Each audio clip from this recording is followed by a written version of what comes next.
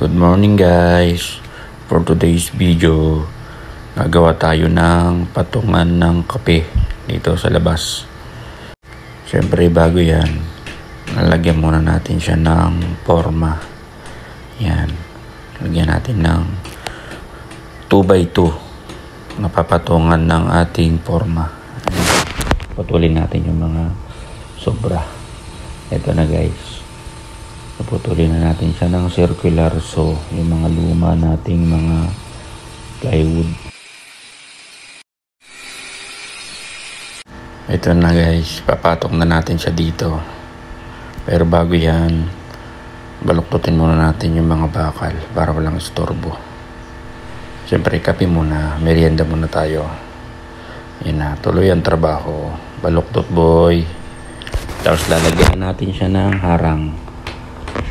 Yan, kung anong kapal ang gusto natin, adjust tayo dyan. Yan ang pinakabanggaan niya. Then bubutasan natin, doon natin papadaan yung bakal na pagkakabitan natin ng grills. Yan, kinukuha pa yung lebelo, parang tunay.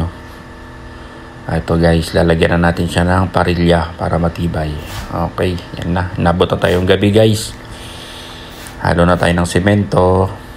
Umulan kasi kanina guys, kaya medyo hindi tayo nakapaghalo. Ngayon lang tumigil ang ulan, kaya tutuloy natin.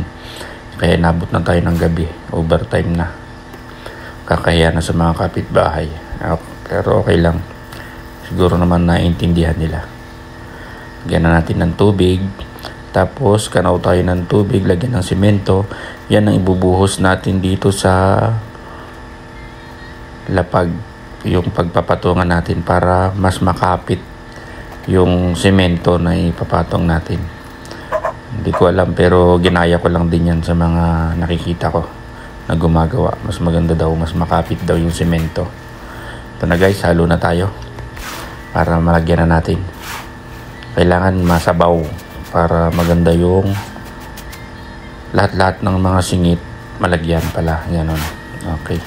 Yan na, halo na tayo. Start na tayo magbuhos. Sige, kuya, banat. Ayan na guys, buhusan na natin. Yan. Sige pa, tira kuya. Yan, buhos. Siyempre, bibilisan na natin. Gabi na eh. Yan. Buhos natin yung semento. Kakasya kaya yung sementong hinalo. Ayan na, patapos na si kuya, tapos na. Yan, konti na lang, papantayin na lang niya. Okay, ayos. Natapos din. Inabot ng gabi. Grabe, pagod pero masaya naman. Yan na, tapos na siya, linis. Ito na siya guys. Yan, basa pa siya. Siguro maabuti ng 3 araw bago tanggalin yan para siguradong matibay talaga. Ayan nga palang bakal na nakausli yan sa tabi. Diyan natin i-weld yung gagawin nating grills para matibay. Okay, tapos na. Salamat guys sa panonood.